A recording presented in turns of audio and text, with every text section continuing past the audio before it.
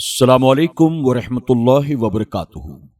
میرے پیارے آقا علیہ الصلوۃ والتسلیم کے پیارے دیوانوں، خاتون جنت حضرت فاطمۃ الزہرا رضی اللہ تعالی عنہا کی کنیزوں، تذکرۃ الانبیاء کے درس نمبر 175 میں آپ تمام کا استقبال ہے۔ ہم سن رہے ہیں اللہ کے پیارے محبوب صلی اللہ علیہ وسلم کی زبانیں۔ پچھلے کئی درس سے ہم نے حضور اکرم صلی اللہ علیہ وسلم کی عظمت، آپ کی شان، آپ کا منصب و مقام، آپ کے علم غیب اور معجزات کے تعلق سے بہت ساری باتیں سماعت کی۔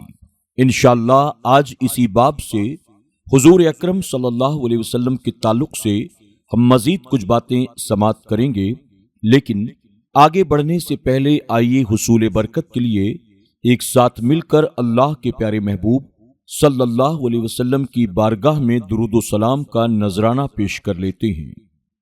الصلاۃ والسلام علیک یا رسول اللہ، الصلاۃ والسلام علیک یا حبیب اللہ، الصلاۃ والسلام علیک یا نبی اللہ، وَعَلَىٰ آلِكَ وَأَصْحَابِكَ یا نور اللہ صلی اللہ تعالی علیہ وسلم۔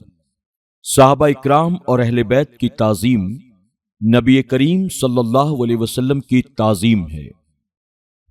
نبی کریم صلی اللہ علیہ وسلم کی تعظیم کرنے کا حق یہ ہے کہ جب آپ کی ذات کا ذکر ہو تو آپ کے کلام یعنی احادیث کو ادب اور احترام سے ذکر کیا جائے، آپ کی سنتوں یعنی آپ کے طریقے جب بھی ذکر کیے جائیں تو ان میں آپ کی عظمت کا پاس ہو، آپ کے اسم گرامی اور اوصاف کو سن کر تعظیم بجا لائیں، آپ کی سیرت یعنی آپ کی تمام حرکات و سکنات میں تعظیم کا لحاظ رکھیں، آپ کی آل اولاد اور قرابت داروں سے تعظیم و تکریم کے معاملات رکھیں، آپ کی ازواج، خدام اور غلاموں کی عظمت کا خیال رکھیں، ان کی شان میں گستاخی نہ کریں، اور آپ کے صحابہ اکرام کی عظمت کا پاس رکھیں، ان کا نام ادب اور احترام سے لیں، ان کی شان بیان کریں جس سے ان کی تعظیم و تکریم سمجھ میں آئے، ان کی شان میں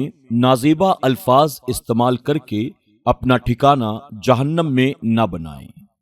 شومی قسمت آج ہمارے ملک میں فساد، دہشت گردی، قتل و غارت کا بازار کیوں گرم ہے؟ شیعہ سنی فساد کیوں برپا ہے؟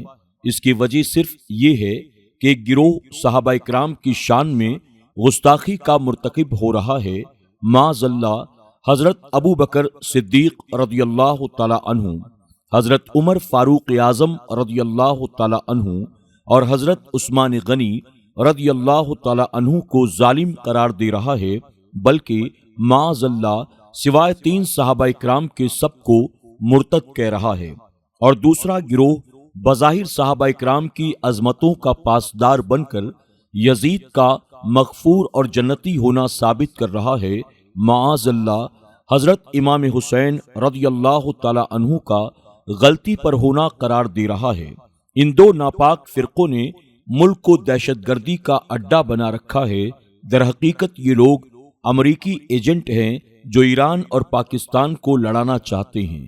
امریکی اور اس کے ہمنوا دوسرے کفار کے وہی ناپاک ارادے ایران اور پاکستان کے متعلق ہیں جو وہ خلیج میں اپنے ارادوں کو عملی جامہ پہنا چکے ہیں۔ نہ وہ کویت کے ہمدرد ہیں، نہ ہی سعودیہ کے، بلکہ وہ تمام مسلمانوں کو مٹانے کے درپے ہمہ وقت رہتے ہیں۔ عراق کی عسکری طاقت کو تباہ کیا اور سعودیہ اور کویت میں مالی لحاظ پر تباہ و برباد کر دیا۔ خدا چاہتا ہے رضائے محمد۔ حضرت عبداللہ عمرو بن عاص رضی اللہ تعالی عنہ سے مروی ہے کہ بے شک نبی کریم صلی اللہ علیہ وسلم نے حضرت ابراہیم علیہ السلام کے متعلق نازل شدہ آیت کریمہ تلاوت کی۔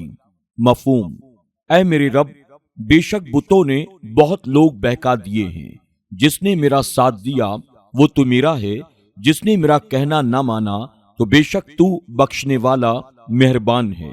رب کے حضور یہ عرض کیا، اگر تو انہیں عذاب کرے تو وہ تیرے بندے ہیں، اور اگر تو انہیں بخش دے تو بے شک تو ہی غالب حکمت والا ہے۔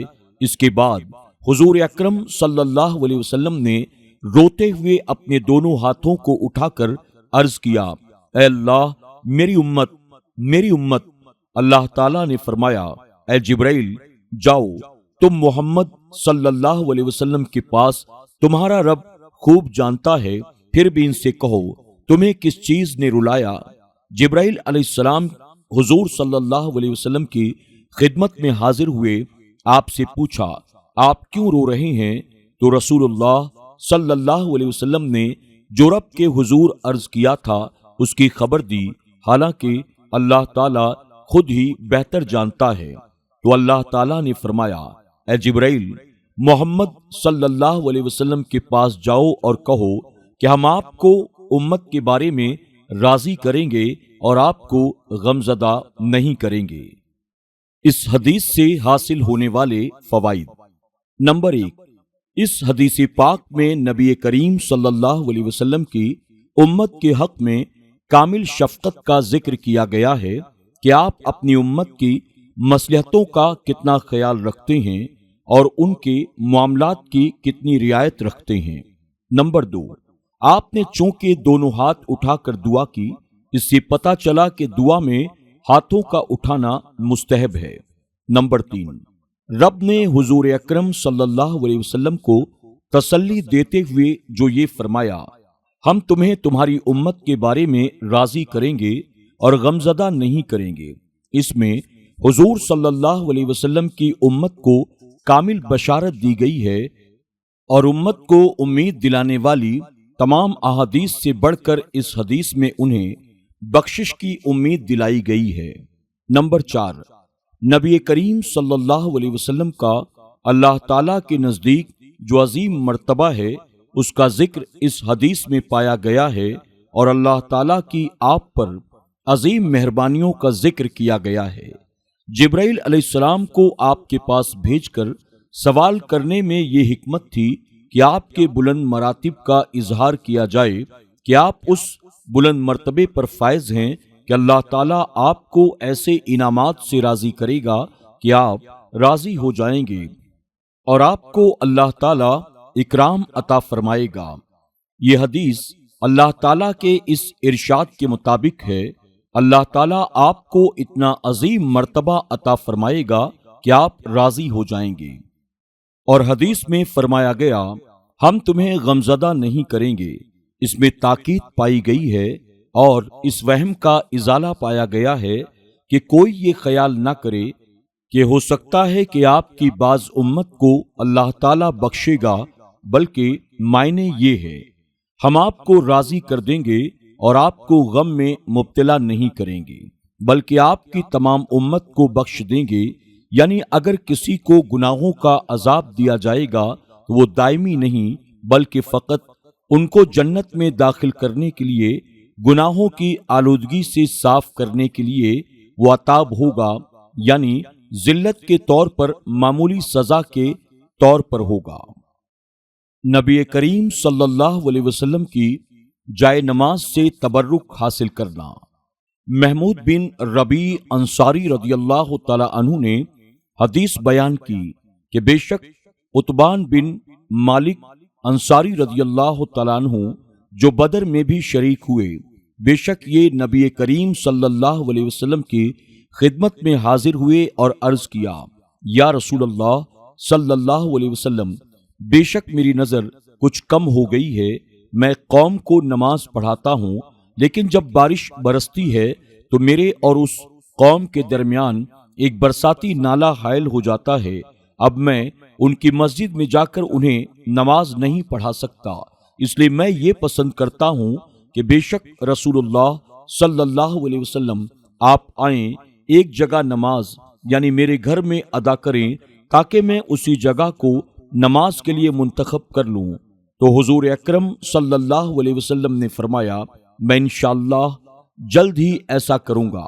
عتبان کہتے ہیں کہ رسول اللہ صلی اللہ علیہ وسلم اور ابو بکر صدیق رضی اللہ تعالی عنہ دن کے بلند ہونے پر تشریف لائے۔ رسول اللہ صلی اللہ علیہ وسلم نے اجازت طلب کی، میں نے اجازت دی۔ آپ بیٹھے بھی نہیں تھے کہ گھر میں داخل ہو کر پوچھا، تم کہاں پسند کرتے ہو کہ میں تمہارے گھر میں اس جگہ نماز ادا کروں؟ میں نے اپنے گھر کے ایک کونے کی طرف اشارہ کیا تو رسول اللہ صلی اللہ علیہ وسلم کھڑے ہوئے، ہم بھی آپ کے پیچھے کھڑے ہوئے۔ آپ نے 2 رکعت نماز ادا کی اور پھر سلام پھیرا۔ میرے پیارے آقا علیہ الصلوۃ والتسلیم کے پیارے دیوانوں، خاتون جنت حضرت فاطمہ الزہرا رضی اللہ تعالی عنہا کی کنیزوں، آج کے درس میں بس اتنا ہی۔ انشاءاللہ اسی باب سے مزید کچھ اہم باتیں ہم کل کے درس میں سماعت کریں گے۔ آپ تمام سے گزارش ہے، حضور اکرم صلی اللہ علیہ وسلم کے فضائل و مناقب، آپ کے معجزات، آپ کے اختیارات اور آپ کے علم کے تعلق سے اس درس کو سننے کے بعد کمنٹ باکس میں جا کر 1 مرتبہ سبحان اللہ ضرور لکھیں اور درس کو اپنے دوست احباب کے ساتھ بھی شیئر کرنے کی کوشش کریں۔ السلام علیکم ورحمۃ اللہ وبرکاتہ۔